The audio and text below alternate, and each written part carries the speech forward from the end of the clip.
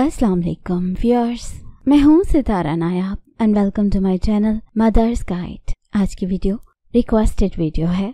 आप में से काफ़ी फीमेल्स ने मुझे रिक्वेस्ट किया था कि उनका एक बच्चा होने के बाद दोबारा वो प्रेग्नेंट नहीं हो पा रही, उनकी मुसलसल कोशिशों के बावजूद वो प्रेग्नेंट नहीं हो रही, तो इसके बारे में मैं उनको गाइड करती हूँ। तो जनाब, इस सिचुएशन को सेकेंडरी इनफर्टिलिटी कहा जाता है, यानी कि सानवी बांझपन। इसमें ऐसा होता है कि पहला बच्चा तो सक्सेसफुली डिलीवर हो जाता है, लेकिन उसके बाद दोबारा से कंसीव करने में प्रॉब्लम आती है। इसमें बहुत से फैक्टर्स शामिल होते हैं। कुछ प्रॉब्लम्स फीमेल्स की जानिब से होती हैं और कुछ मेल्स की जानिब से होती हैं, लेकिन जो फीमेल्स की जानिब से होती हैं वो ज़्यादा होती हैं और मेल्स की जानिब से जो हैं वो थोड़ी कम होती हैं।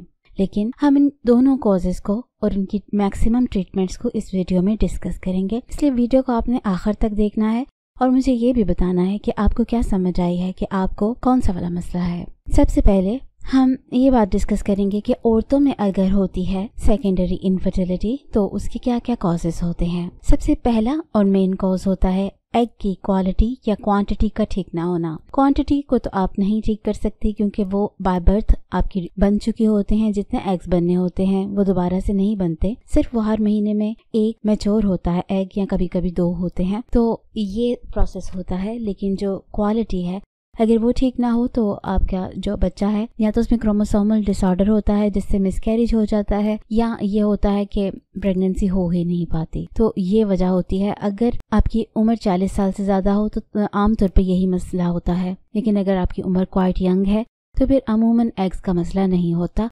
फिर आपका एक मसला हो सकता है, वो है फ्लोपियन ट्यूब्स का।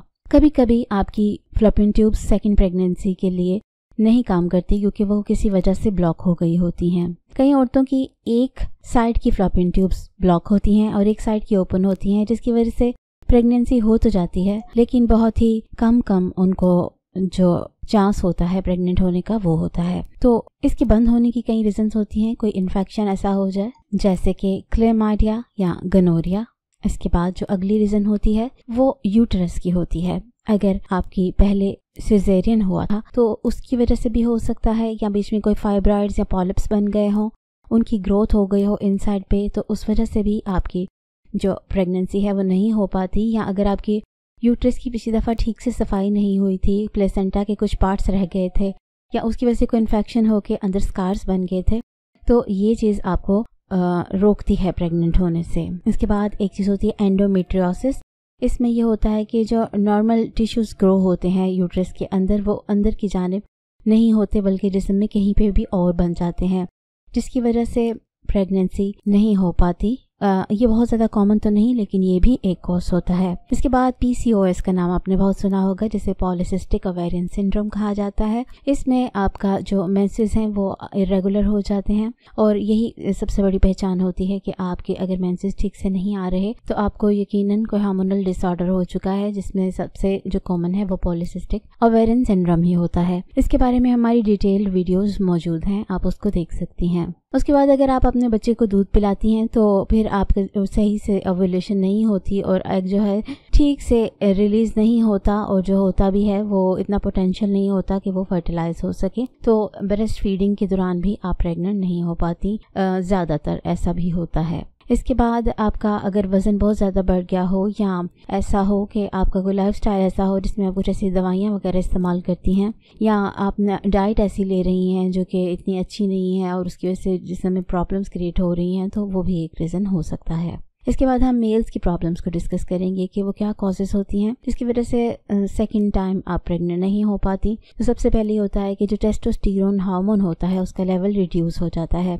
ये बेसिक हार्मोन होता है जिसकी वजह से तमाम स्पर्म्स वगैरह का बनना और उसका रिलीज होना, ये सारा प्रोसेस कंट्रोल होता है। इसके मिकदार कम होने के काफ़ी कॉजेज हो सकते हैं, जैसे कि जेनिटल पार्ट्स में इन्फेक्शन, या थायराइड डिजीज, या शुगर, या tuberculosis, mumps, smallpox, blood की disease, benign tumors, emotional stress, myocardial infarction, coma, stroke, respiratory failure, congestive heart failure, burns, sepsis, और इसके अलावा सर्जरी हुई हो उनके जेनिटल ट्रैक्ट की, या माइकोप्लाज्मा एक बैक्टीरिया होता है वो मौजूद हो, या एनेस्थीसिया दिया गया हो किसी भी प्रॉब्लम की वजह से, तो इस हार्मोन की जो मिकदार है वो कम हो जाती है, जिससे स्पर्म की क्वालिटी और क्वांटिटी डिस्टर्ब हो जाती है। इसके बाद अगली प्रॉब्लम होती है टेस्टिकुलर वेरिकोसेल। ये होता है कि जो सक्रोटम का एरिया होता है उसकी वेन्स काफ़ी सूज जाती हैं, बड़ी हो जाती हैं, जिसकी वजह से उसके अंदर जो स्पर्म की प्रोडक्शन है वो कम हो जाती है। 30% मेल्स में जो प्रॉब्लम होती है वो वेरिकोसेल्स की ही होती है। इसके बाद अगर जो मेल का सीमन है उसकी क्वालिटी अच्छी ना हो तो उसमें स्पर्म सही कैरी नहीं होते।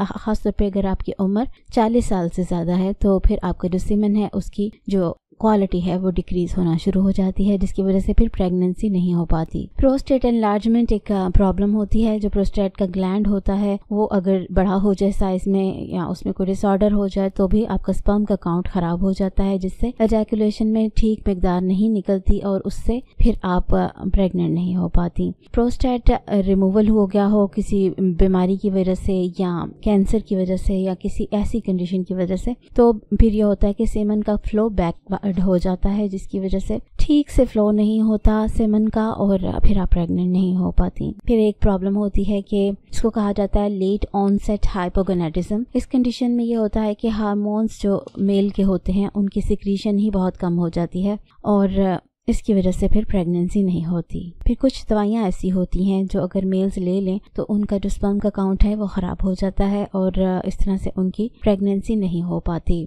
जिसमें इन बीमारियों में हाई ब्लड प्रेशर की दवाइयाँ शामिल हैं, प्रोस्टेट कैंसर की, एनलार्ज प्रोस्टेट की, fungal infection, stomach acid, UTI, ulcerative colitis, arthritis, gout, दर्द, कैंसर, सैयर, शिज़ोफ्रेनिया, इन चीज़ों की दवाइयाँ अगर आपका जो मेल पार्टनर है वो यूज़ करता है तो इससे उसके स्पर्म की क्वालिटी और क्वांटिटी ख़राब हो जाती है। इसके बाद कुछ ऐसे लुब्रिकेंट्स होते हैं जो सेक्स में लोग यूज़ करते हैं, उनकी वजह से भी ये होता है कि उनका जो सेमन की क्वालिटी है वो ख़राब हो जाती है। इसलिए कोशिश करनी चाहिए कि नॉन टॉक्सिक नेचुरल लुब्रिकेंट्स इस्तेमाल करें, जिसमें सेफ्लॉर्स या वेजिटेबल ऑयल या पीनट का ऑयल या खाली अंडे की जो सफ़ेदी होती है वो यूज़ कर लें या आप पेट्रोलियम जाली को यूज़ कर लें तो ये सेफ़ होती है। इसके बाद अगर आपका कोई सामना ज़्यादा केमिकल के साथ होता है जिसकी वजह से आपको एक्सेसिव हीट का सामना करना पड़ता है तो उसकी वजह से अक्सर ऐसा होता है कि आपके जो स्पर्म्स हैं ठीक से नहीं बनते। फिर एक्सेसिव वेट गेन हो जाए तो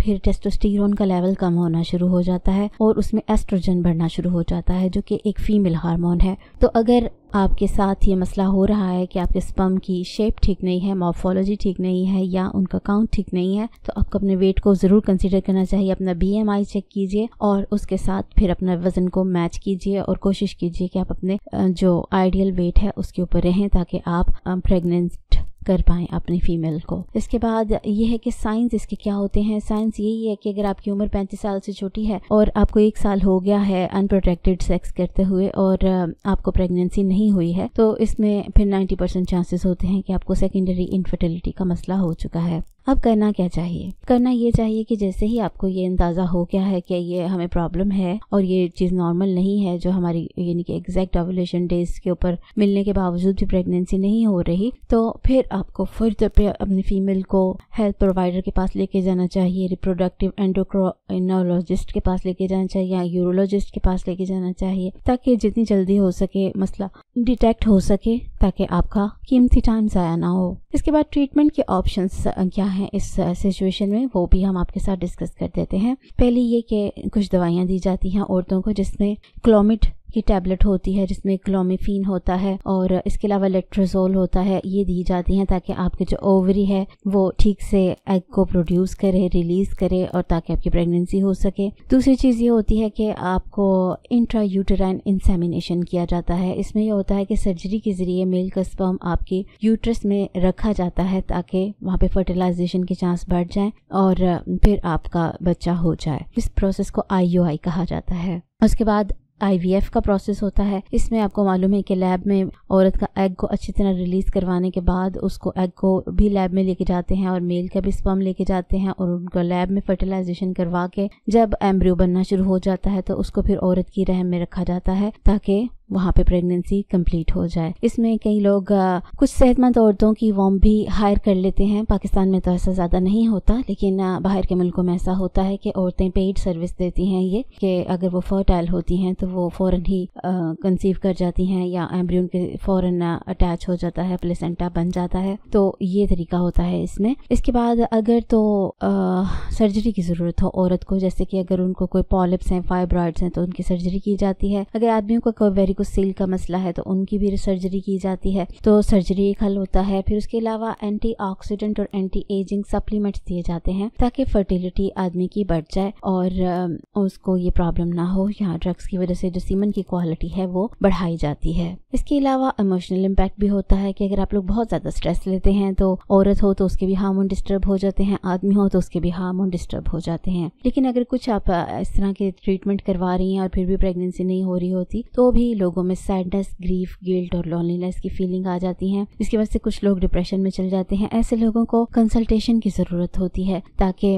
वो अपने दिमाग को रिलैक्स रख सकें। और इसमें एज ए मुस्लिम आप लोगों को अल्लाह ताला के ऊपर पूरा यकीन होना चाहिए और ये बात पे यकीन होना चाहिए कि जो जान आनी है वो आके रहनी है। तो आप अपनी तरफ से पूरी मुमकिन तदबीरें करें तो अल्लाह ताला आपकी मदद करेंगे। उम्मीद है कि मैंने आपके जो सवाल था उससे रिलेटेड तमाम मुमकिन मालूमात आपको फराहम कर दी हैं। वीडियो कैसी लगी इसकी फीडबैक ज़रूर दीजिएगा और किस टॉपिक के ऊपर आपको वीडियो चाहिए वो भी आप हमें मेंशन कर सकते हैं, यहाँ पे भी कर सकते हैं और हमारे व्हाट्सएप की ग्रुप में भी कर सकते हैं। तो नई वीडियो तक अपना बहुत सा ख्याल रखिए। टेक केयर, अल्लाह हाफ़िज़।